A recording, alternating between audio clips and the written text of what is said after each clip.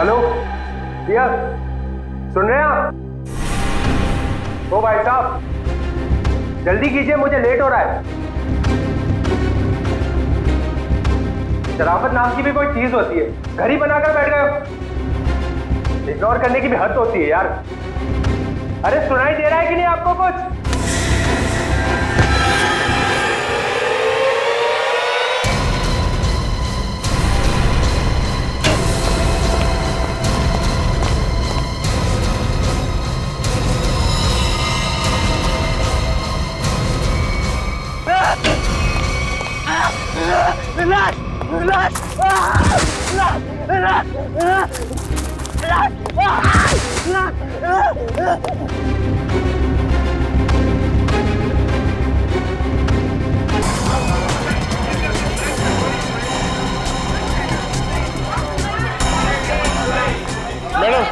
Madam मेरा bill बनाइए फौरन।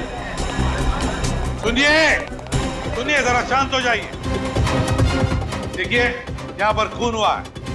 जब तक हमारा इन्वेस्टिगेशन पूरा नहीं होता, कोई ये होटल छोड़कर नहीं जाएगा।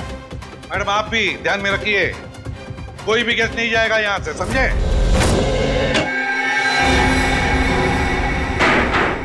सर बॉडी नहीं है। बॉडी नहीं है? ये कैसे हो सकता है? बॉडी गई कहां? बॉडी कैसे गायब हो गई? कैसे हो सकता है? और सर, अगर किसी ने मर्डर किया है और अगर वो बॉडी ले गया तो फिर ये सिर क्यों छोड़ गया? वही तो, अगर सिर यहां छोड़ा और लाश कहीं पर लेकर गया तो कोई ना कोई निशान तो होने चाहिए था। किसी ना किसी ने तो देखा होगा। कोई ना कोई तो जगह हो सकती है। कहां कहां गई लाश? हुआ क्या यहां पर? नहीं नहीं नहीं नहीं, यहां पर जो कुछ भी हुआ है ना सांखे, यहीं पर हुआ है, इसी 4 दीवारों के अंदर, इस टीम बॉक्स में, यहीं पर। सर, इस सिर को देख के ऐसा लगता है किसी ने बहुत ही बेरहमी से कत्ल किया इसका। लेकिन यहाँ पे एक भी खून का निशान, कोई धब्बा, कुछ भी नहीं है। एग्जैक्टली, अगर सिर कटा है तो खून होना चाहिए था इन दीवारों पर, खून होना चाहिए था इस फर्श पर, लेकिन यहाँ पर खून का कोई भी निशान नहीं, कोई धब्बा नहीं। यहाँ देखो, इस बॉक्स में खून का कोई भी निशान नहीं, कोई भी निशान नहीं, ना कोई हथियार का निशान। सांखे, सिर कटा हुआ है, लाश गायब है, लेकिन इस पूरे कमरे के अंदर कुछ भी निशान नहीं। कमरा सुथरा साफ है। इसका मतलब कुछ ना कुछ तो गड़बड़ जरूर है, कुछ ना कुछ तो गड़बड़ जरूर है बॉस। सर, हाँ सर, जिसका खून हुआ है उसके दोस्त बाहर आए हुए हैं। ठीक है, तुम चलो, मैं आता हूँ। सांखे, देख ले इस कमरे का एक एक कोना कोना छान मार ले, देख ले कुछ मिलता है क्या। देखता हूँ। सर ये रहे। आप लोग रजित के दोस्त हैं? जी सर। आखिरी बार कब मिले थे रजित? सर, आज सुबह ही मुलाकात हुई थी। तो क्या कुछ फर्क लगा आपको रजित के बर्ताव में?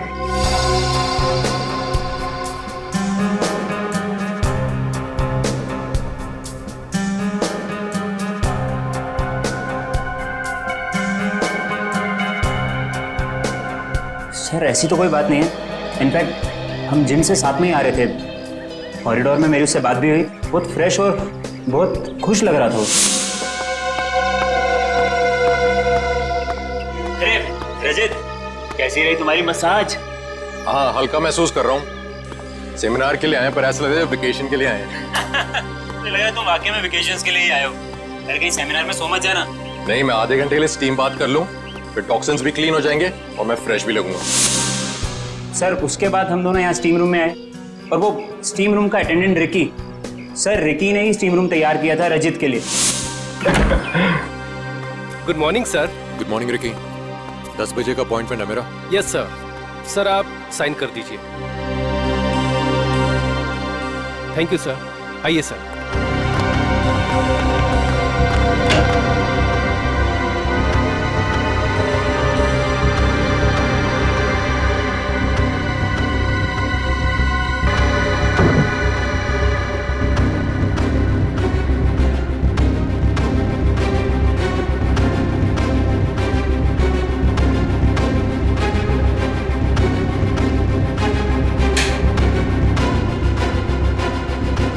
टाइम लगेगा? सिर्फ 25 मिनट। चल रजित, एंजॉय कर, ब्रेकफास्ट में मिलते हैं। चल ठीक है, ओके। स्टीम रूम का अटेंडेंट रिकी। रिकी, ये स्टीम रूम का अटेंडेंट रिकी कहाँ है? वो जरा बुलाओ उसे।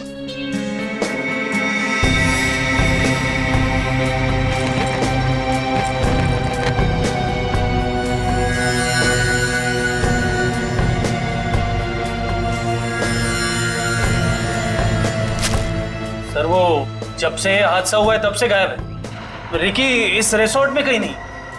रिकी गायब है? जब से हादसा हुआ रिकी गायब है। इस रिकी का पता लगाना पड़ेगा। सर सर, खून, एक और लाश उधर है। ये हो क्या रहा है आपके होटल में? हाँ, एक सिर मिला है जिसकी लाश गायब और अब ये दूसरा खून। सर मैं तो खुद परेशान हूँ, ये क्या हो रहा है मुझे समझ नहीं आ रहा सर। अब बात है ये।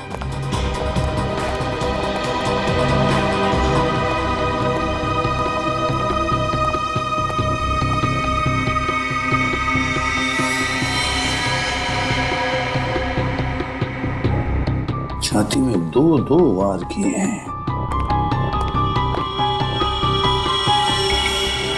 सर काफी गहरा है, पूरी ताकत से वार किया गया। हाँ,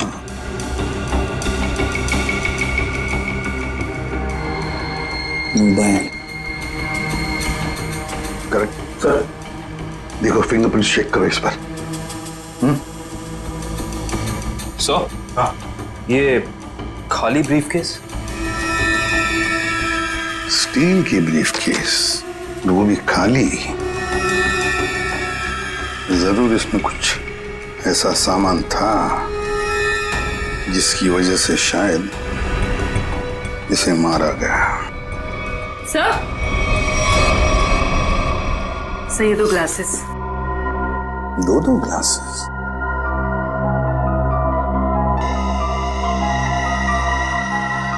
लिपस्टिक वगैरह के तो कोई मार्क नहीं, लेकिन एक बात तो पक्की है कि यहाँ पर इसे मिलने कोई आया तो था जरूर।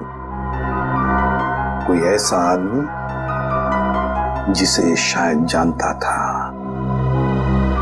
जरूर जानता होगा उसे। क्या नाम क्या था इस गेस्ट का? सर विनय नाम था इनका, और यहाँ पे होने वाले सेमिनार के लिए आए थे। विनय? तो इससे मिलने अगर जो भी कोई आया होगा उसका रिकॉर्ड तो हमें रिसेप्शन से मिलेगा ही ना? जी सर।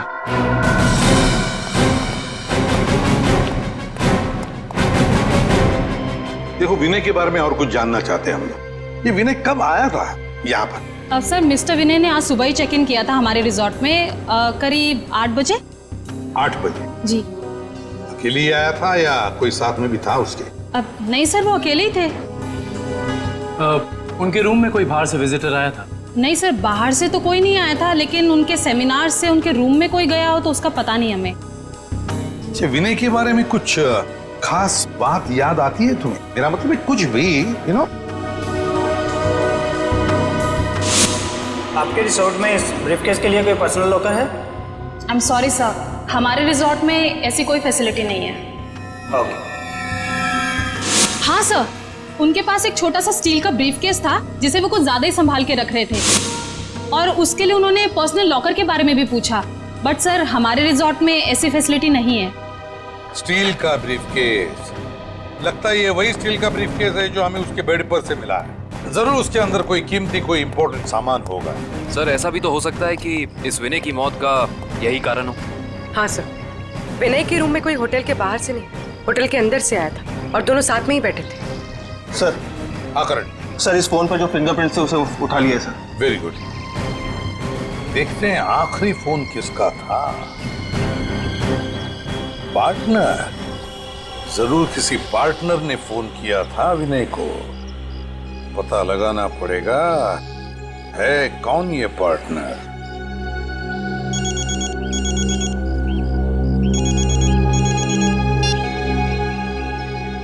हेलो। हाँ, तुम आज से ही काम शुरू कर दो, ये जरूरी है।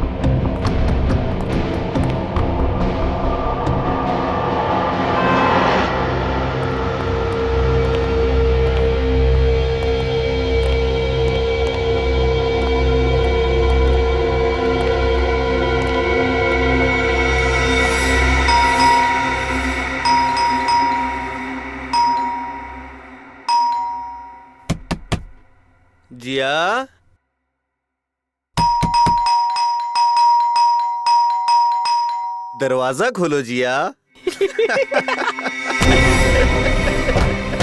जिया जिया जिया दरवाजा खोलो वरना तोड़ देंगे हम, बता रहे हैं हम बस। ये इन लोगों का रोज का नाटक है। जिया दरवाजा खोलो जिया। जिया प्लीज दरवाजा खोलो प्लीज, नहीं तो हम तोड़ देंगे दरवाजा, बोल दे रहे हैं हम। जिया जिया पुलिस को फोन करते हैं तभी बात समझ में आएगी। जिया दरवाजा खोलो जिया। जिया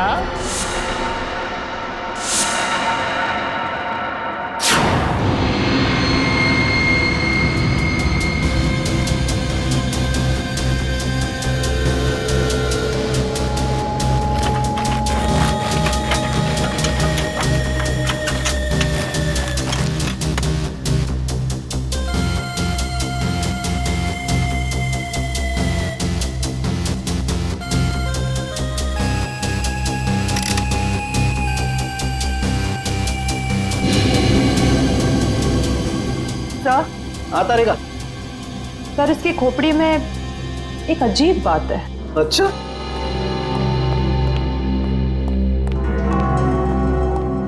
क्या अजीब बात है? सर इसकी गर्दन पे ना तो किसी चीज से काटने का निशान है और ना ही तोड़ने का। लेकिन कोई ना कोई निशान तो जरूर होना चाहिए। हाँ कोई निशान तो होना ही चाहिए। अगर हथियार का नहीं है तो किसी और चीज का निशान होना चाहिए जिससे मारा गया। और इसकी खोपड़ी का अंदर का हिस्सा बिल्कुल खाली है। ऐसा लगता है जैसे कि सारी चीजें पिघलकर बह गई हो। ऐसा कैसे हो सकता है तारिका? इसके अंदर कोई मोम तो होता नहीं, खून है, मसल्स हैं, टिश्यूज हैं। हाँ लेकिन ये खोपड़ी बिल्कुल खाली है। अच्छा तारिका, इसकी खोपड़ी में से जो फ्लूइड निकला था तुम उस फ्लूइड को चेक करो, उसमें जरूर कुछ ना कुछ मिलेगा। सर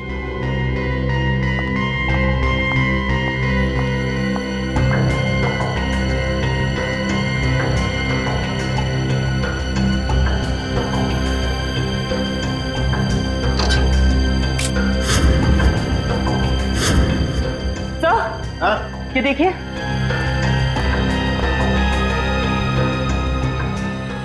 अरे एसिड, इसकी खोपड़ी के अंदर एसिड।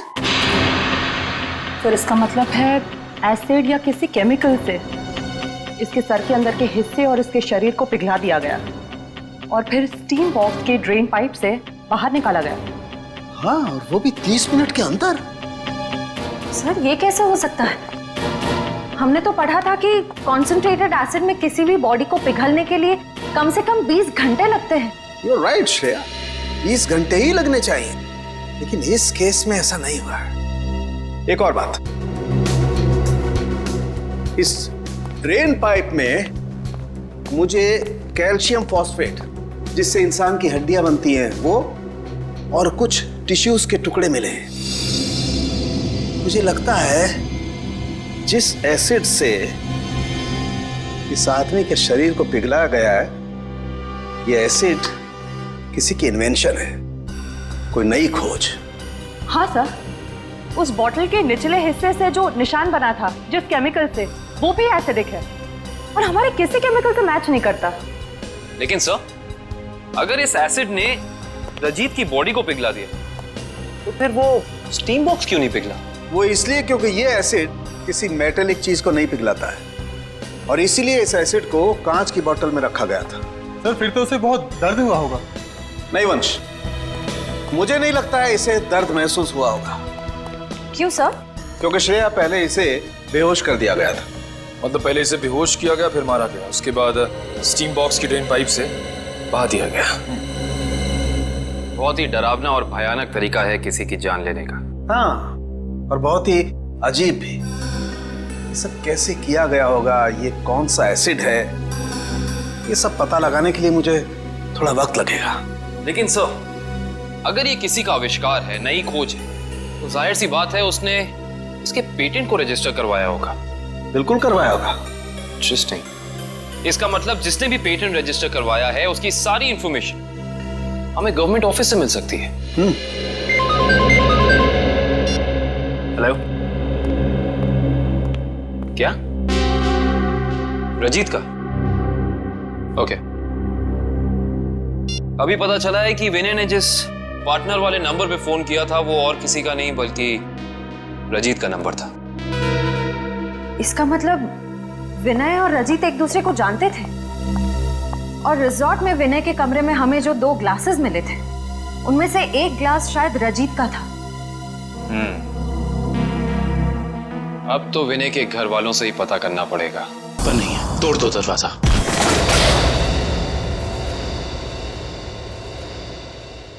चेक करो।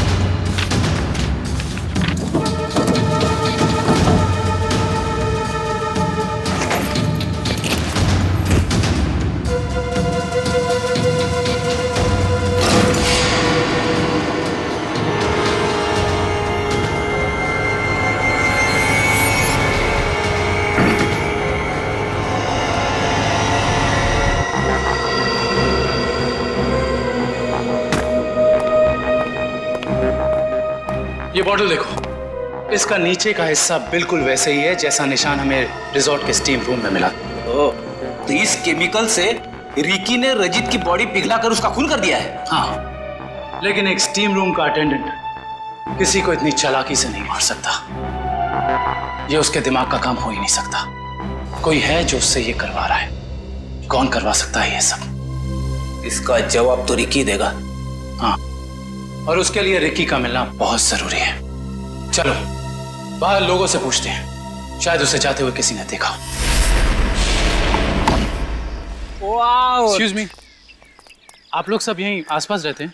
जी जी। ये वो रिकी रहता है यहाँ पे, आप लोग उसे जानते हैं? आज आपने उसे देखा? हाँ सर, मैंने देखा उसे। बड़ी जल्दी में लग रहा था और एक बैग भी था उसके हाथ में। अच्छा, यहाँ से किस तरफ गया था वो? सर उस तरफ। उस तरफ? हाँ सर, एक ट्रक आया और रिकी उस पे बैठ के निकल गया। थैंक यू, चलो उस डायरेक्शन में देखते हैं।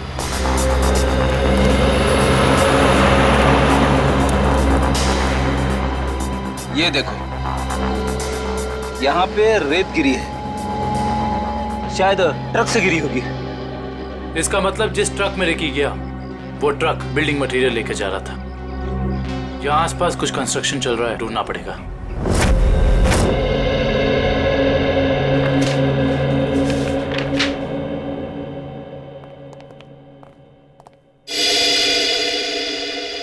जी कहिए। सीआईडी। सीआईडी? जी, पिछले हफ्ते में जितने भी एसिडिक केमिकल्स को पेटेंट कराया गया है उन्हें रजिस्टर करवाने वालों के नाम और पते हमें चाहिए। केमिकल का कोई नाम भी तो होगा। आप वो फाइल हमें दे दीजिए, हम खुद ढूंढ देंगे। ठीक है।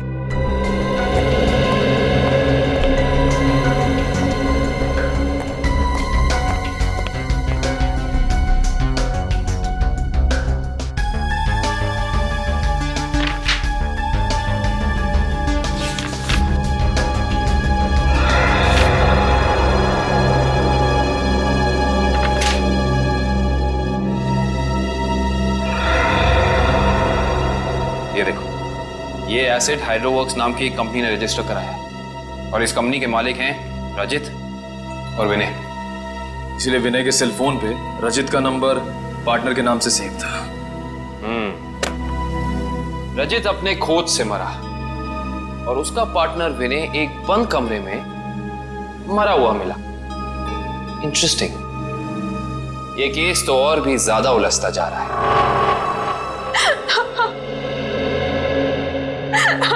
नैना जी, हमें भी बहुत दुख है विनय की मौत का। हम आपका ज्यादा वक्त नहीं लेंगे। हाँ, लेकिन आपसे थोड़ी जानकारी चाहिए हमें। मुझे तो अभी भी समझ नहीं आ रहा कि विनय से किसी की क्या दुश्मनी हो सकती है। बेहद शरीफ और मिलनसार इंसान थे मेरे विनय। अच्छा, ऐसा कोई हादसा या कभी उनकी किसी के साथ कोई तू मैं हुई हो या कोई दुश्मनी, कुछ याद है आपको? दुश्मनी तो कोई नहीं थी, पर हाँ, कुछ दिनों से उन्हें कुछ धमकी भरे फोन जरूर आ रहे थे। धमकी? कौन थे ये लोग? मालूम नहीं, पर मैंने बहुत समझाया उन्हें कि उन्हें जाके पुलिस में कंप्लेन कर देनी चाहिए, पर उन्होंने मेरी एक ना सुनी। कहते रहे कि कोई मजाक कर रहा होगा,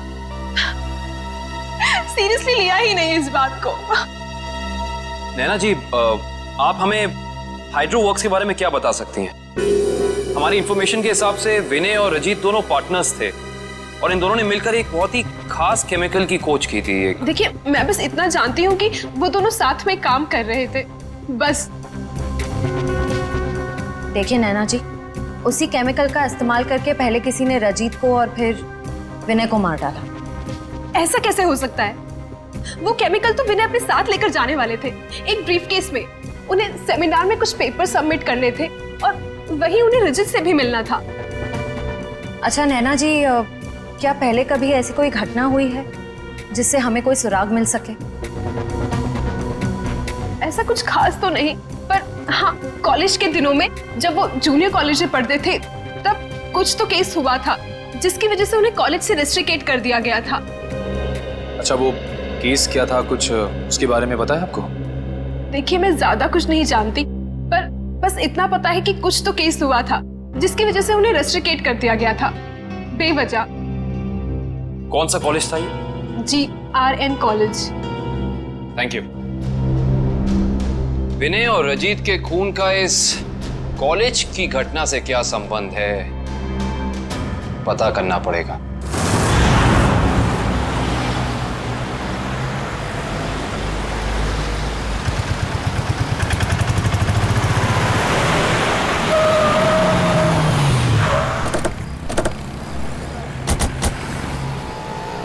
ये देखिए, रेत यहाँ पे पड़ी हुई है और ये देखो टायर के मार्क्स।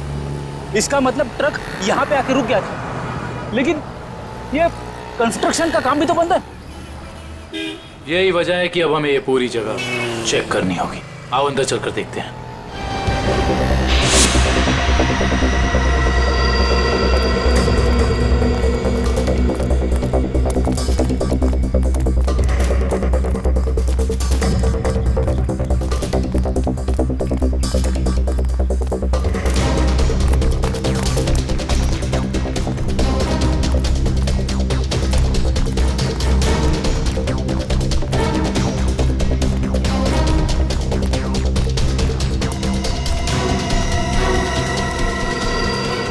सर, रिकी यहाँ पे है।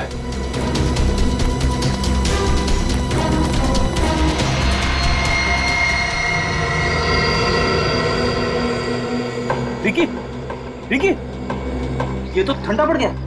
हाँ सर, इसकी स्किन भी कड़क हो गई है। पहले से हॉस्पिटल पहुंचाओ।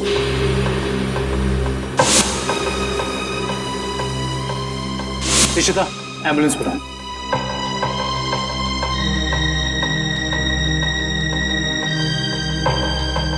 इसके शरीर पे जेल जैसा कुछ लगा हुआ है, जिसकी वजह से इसका शरीर अकड़ गया होगा। और ये देखिए, आसपास के पत्थरों पे भी जेल जैसा ही है। ये देखो,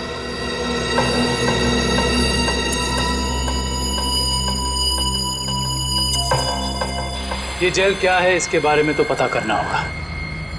इन टुकड़ों को लैब ले चलो। जिस तरीके का केमिकल हमें क्राइम स्पॉट पे मिला है उसी तरह का केमिकल मैंने बनाया है और ये केमिकल मैं इस बॉक्स में डालता हूं। अरे का बॉडी टेम्परेचर मिला? नॉर्मल है सर। गुड। इस स्टीम बॉक्स में जो बॉडी है ये लगभग इंसान की बॉडी की जैसे ही। आपका कहने का मतलब है क्लोन की तरह? ऐसा ही समझ लो। अब इस मशीन में हमने जो केमिकल डाला है उसकी स्टीम हम इस स्टीम बॉक्स में पास करते हैं। लगभग 30 मिनट तक हम स्टीम पास करते हैं। उसके बाद देखते हैं क्या होता है।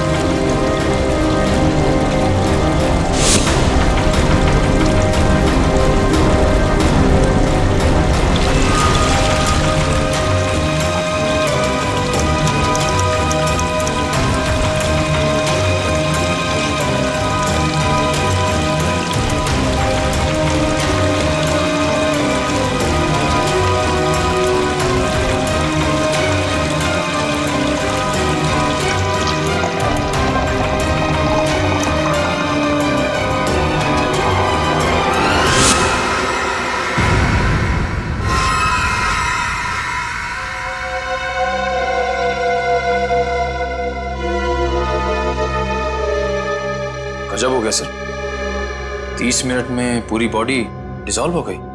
हाँ निखिल, ये केमिकल बहुत पावरफुल है। थोड़ी सी मात्रा में पूरी की पूरी बॉडी पिघल करके बह जाती है। रिकी की बॉडी भी इसी केमिकल की वजह से फ्रीज होकर के अकड़ गई थी। आई सी, बहुत ही खतरनाक केमिकल है ये।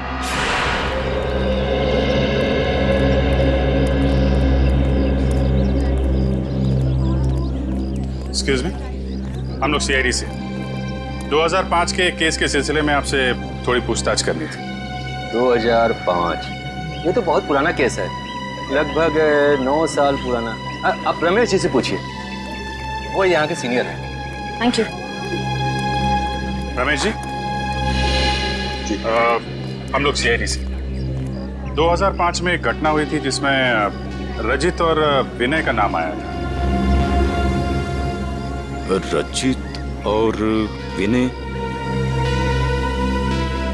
सर क्या है कि हर साल इतने लड़के लड़कियां आते हैं तो नहीं, उस केस में इन दोनों लड़कों को रेस्ट्रिकेट किया गया था। रेस्ट्रिकेट? अरे हाँ, याद आया, उस साल कॉलेज के एक स्टूडेंट की मौत हो गई थी और इन दोनों लड़कों का नाम भी उस केस से जुड़ गया था। काफी बवाल हुआ था। ये स्टूडेंट कौन था और उसकी मौत कैसे हुई? मैडम, बहुत अजीब तरीके से हुई थी। ये किस्सा लेबोरेटरी में हुआ था।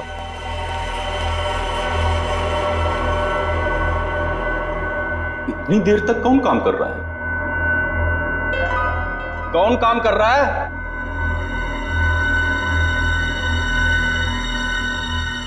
अरे भाई, खोगे का काम में जवाब तो दो, कब तक काम करोगे? अरे चुप क्यों हो? बताओ, मैं लेबोरेटरी बंद करूं या खुली रहने दूं?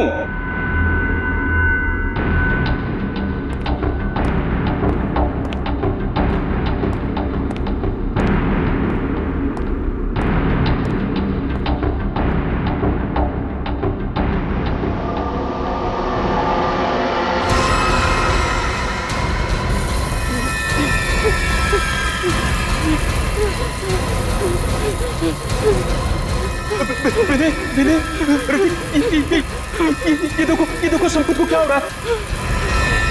सर बचाइए इसे, प्लीज सर बचाओ इसे। सर देखिए ना संपत को क्या हो रहा है। सर देखिए ना। क्या कुछ करो भाई। सर क्या हो रहा है, देखिए ना। सर बहुत भयानक था वो, ऐसा मैंने पहले कभी नहीं देखा था। एक आदमी खड़ा था और खड़े खड़े पिघल गया। संपत नाम था उसका, पुलिस केस भी हुआ था और विनय और रजित को रेस्ट्रिकेट किया गया था। इस केस से जुड़ी सारी फाइलें चाहिए। हेलो, कहाँ? कौन से रेस्टोरेंट? ठीक है, मैं पहुंचती हूँ, नजर रखना।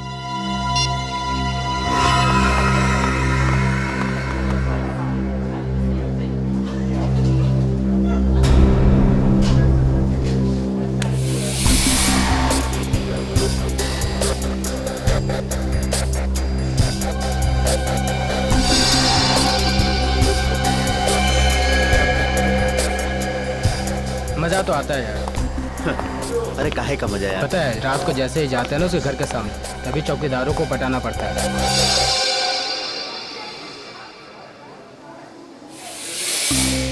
मैडम, आप यहाँ कैसे? तुम लोग क्या समझते हो? तुम लोग कुछ भी करते रहोगे और तुम्हारा कोई कुछ नहीं बिगाड़ सकता। मैडम, हमने क्या किया है? एक लड़की का जीना हराम कर रहे हो और पूछ रहे हो क्या किया है? टेढ़ी बात करोगे ना तो सीधा करना हमें आता है। क्यों कर रहे हो ऐसा? मैम, हम खुद नहीं गए उसके घर, वो खुद ही हमें बुलाती थी। हम पहले भी बता चुके हैं मैम आपको। और मैडम, आपको जानना ही है तो आप जिया से बात करो ना, वो क्यों बुलाती है हमें? वो झूठ नहीं बोलती है सर, हम सच बोल रहे हैं सर, हमारा यकीन कीजिए प्लीज। हाँ जानता हूँ, राजा हरिश्चंद्र के चेले हो ना तुम लोग। देखो, लास्ट चांस दे, सच सच बताओ, उस लड़की को क्यों परेशान कर रहे हो? और अगर सीआईडी का तरीका अपनाऊंगी ना तो तोते की तरह बोलना शुरू कर दोगे।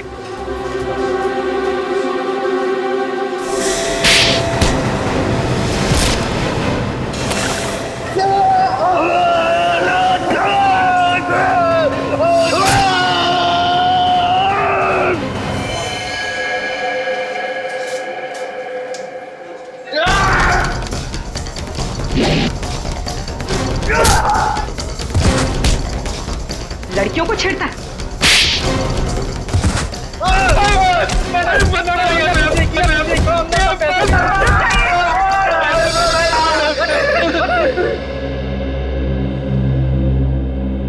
किसके कहने पे किया ये सब? 5 में और बेस्ट इन्वेंशन करने वाले को स्कॉलरशिप मिल रही थी। ये तो स्टूडेंट पिघल के मर गया था संपत। इसने एक स्पेशल एनेस्थीसिया बनाया था बेहोश करने की दवा, जो किसी भी मसल को 5 मिनट के लिए फ्रीज कर सकती थी।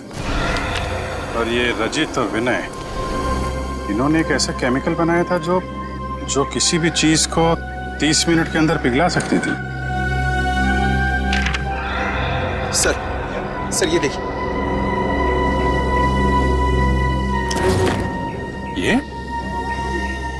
ये भी उस वक्त कॉलेज में था, और ये बात उसने हमसे छुपाई।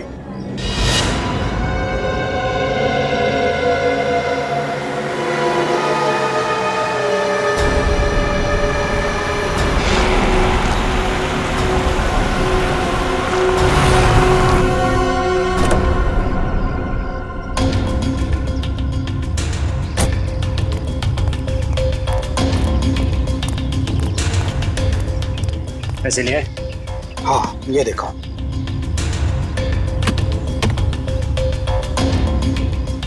अब खुश? गुड। ये रहा तुम्हारा सामान।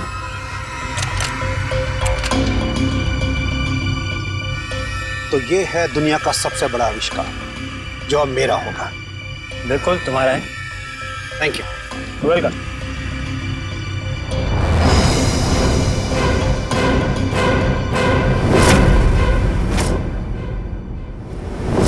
ये छुप छुप के क्या कर रहे हो? हैं? क्या कर रहे हो छुप छुप के? आगे मत बढ़ना, वरना ये बोतल इसी के साथ मैं फोड़ दूंगा। मत बढ़ना आगे, कह रहा हूँ आगे मत बढ़ना, नहीं तो ये मारा जाएगा। तुम यहाँ से जा नहीं सकते हो, छोड़ो उसे। आगे नहीं बढ़ना, कहा ना, मैं झूठ नहीं बोला मैं। पीछे रहो, आगे मत बढ़ना।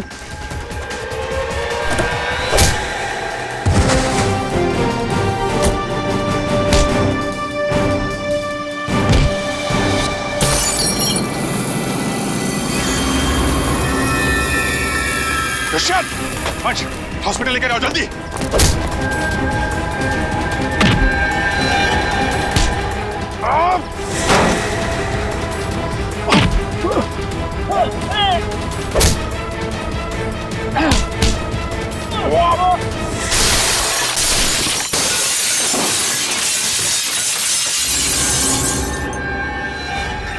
हाँ, मैं नहीं मारा उसे।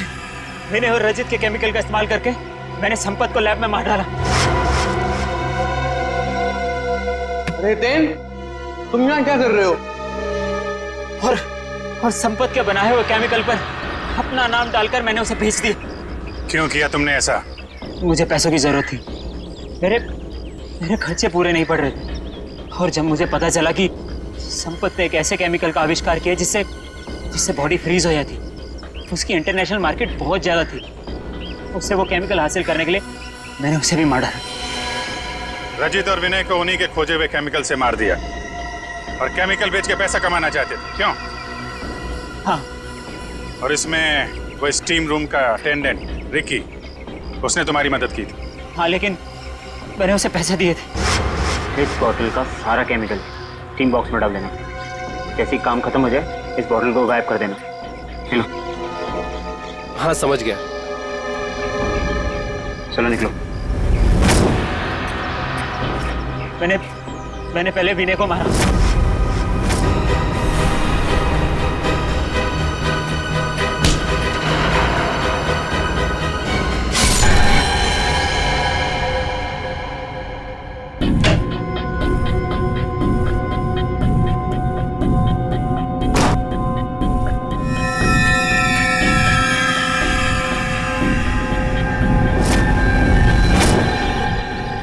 फिर रिकी की मदद से मैंने रजित को खत्म कर दिया।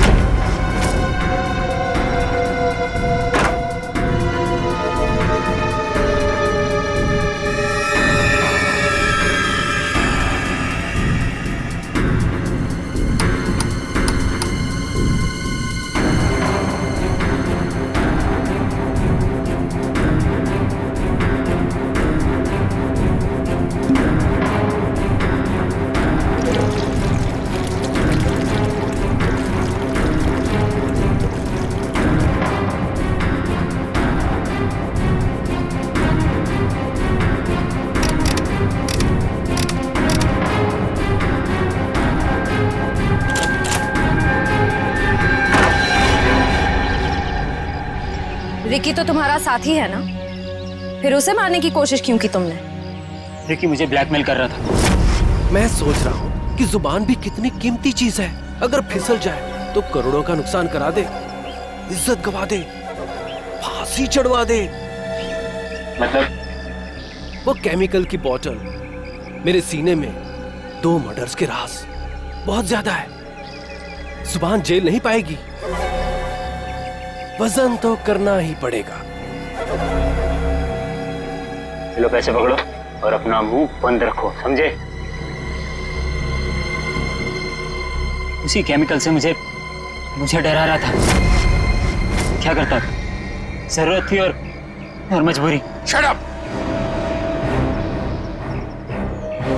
समाज की भलाई के लिए की गई खोज का गलत इस्तेमाल किया है तुमने। 3 खून किए हैं।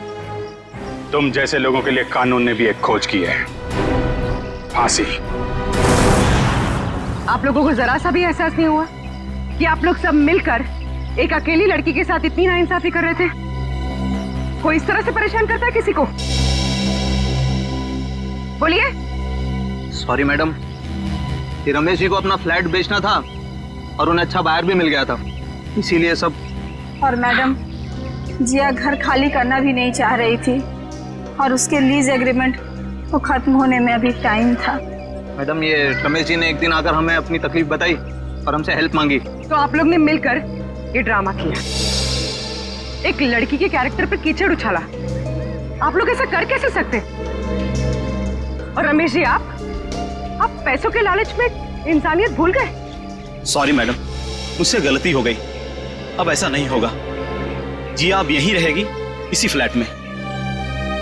जिया, मुझे माफ कर दो। I am really sorry. Please sir, sorry बोल के मुझे शर्मिंदा मत कीजिए। थैंक यू मैम, आपने मेरी बहुत हेल्प की, वरना मैं अपने पेरेंट्स के पास वापस चली जाती। देखो जी, कभी घबराना नहीं, अपने हक और अपने सम्मान के लिए हमेशा लड़ना, समझे? Best of luck. Thank you ma'am.